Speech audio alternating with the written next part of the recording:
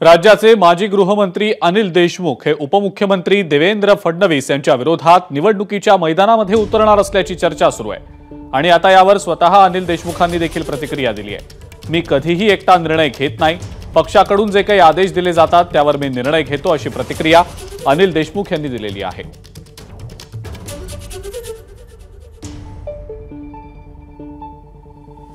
अरे बाबा, मी एकटा कधी निर्णय घेत नसतो।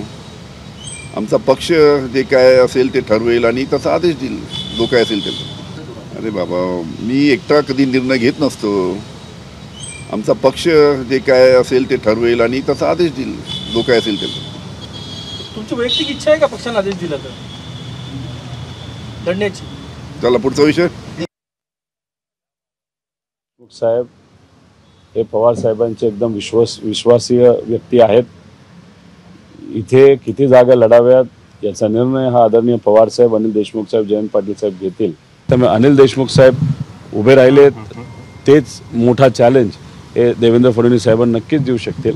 पण तसंच काँग्रेसचे पण काही उमेदवार आहेत जे तिथं असणाऱ्या देवेंद्र फडणवीस साहेबांना चॅलेंज देतील। पण एक सांगतो, या महाराष्ट्रामध्ये हे सर्व महायुतीचे नेते आहेत, त्यांना त्यांचा मतदारसंघ सुद्धा सोडता येणार नाही अशी परिस्थिती या इलेक्शनमध्ये येणार आहे। एबीपी माझा, उघडा डोळे